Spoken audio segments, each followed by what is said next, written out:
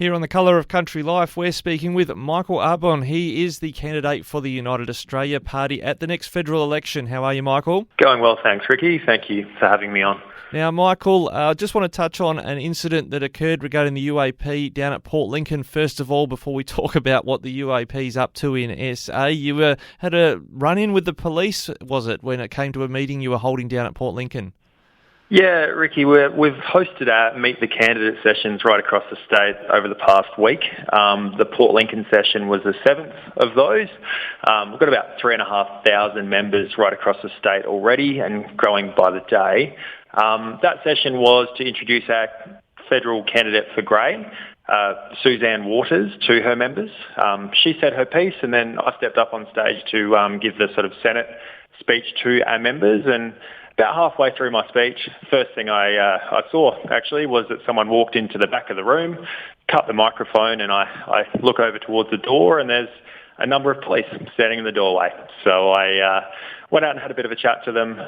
They said that someone had notified them that they thought that a number of our members had not QR checked in, and they were concerned about masks, which was a bit weird because we're all seated and the vast majority had drinks. But we decided that we didn't want, any altercation with the police, so we agreed with the police that it would just probably be easier to go across the road and finish our Meet the Candidate session over in the park. Now, the Clive Palmer, who's very much attached to the UAP party, described this as restricting free speech. Do you agree with those sentiments? I do. Look, over the past couple of years, we've seen the erosion of a lot of essential freedoms in our country, the freedom of speech, freedom of association, simple things like freedom of movement. Those essential freedoms that should be guaranteed to all Australians in this country have been taken away by state and federal governments. So that's part of our key platform throughout this election is standing up to restore those essential freedoms and ensure that they cannot be taken away again. And that's a similar note to your current only sitting MP that I'm aware of, Craig Kelly, former Liberal, sitting in the seat of Hughes. So that's you're looking to get elected to the Senate in South Australia, is that right? Yeah, that's right. And much like Craig, we will be standing up for the everyday person. We're running 151 House of Representative candidates across the country, plus we're running candidates for every Senate vacancy across the country. And the vast majority of our candidates are just like me, just like the everyday person. We've had enough of the Liberal-Labor duopoly. We don't believe that the members that we currently have representing the people come from the real world.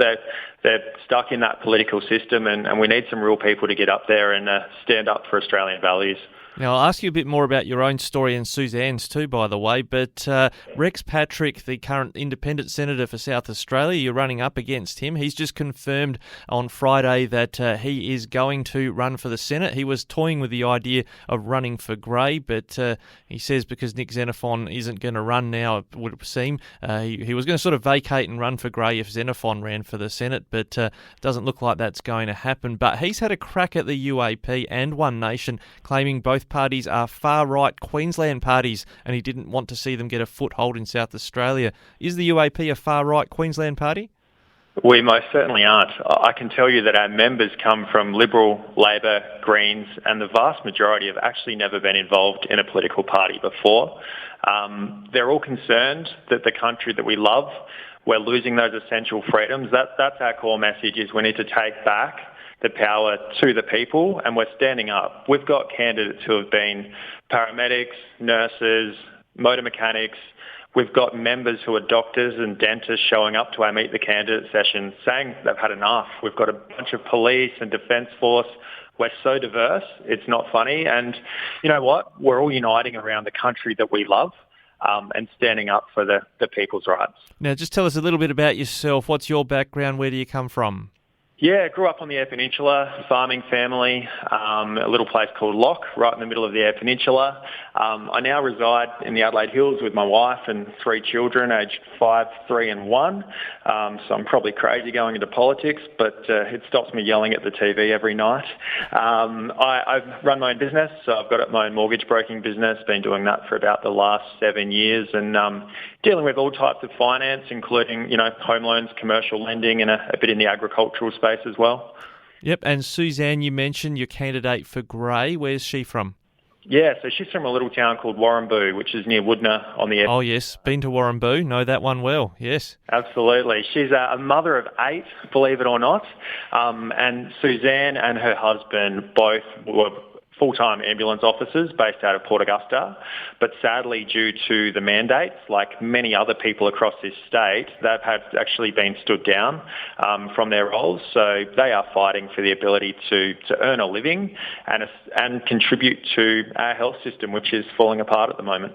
Now, going back to Rex Patrick's comments, he expresses concern about parties like yours being sort of representing Queensland interests. What are some specific policies you've rolled out so far that are for the benefit of South Australia?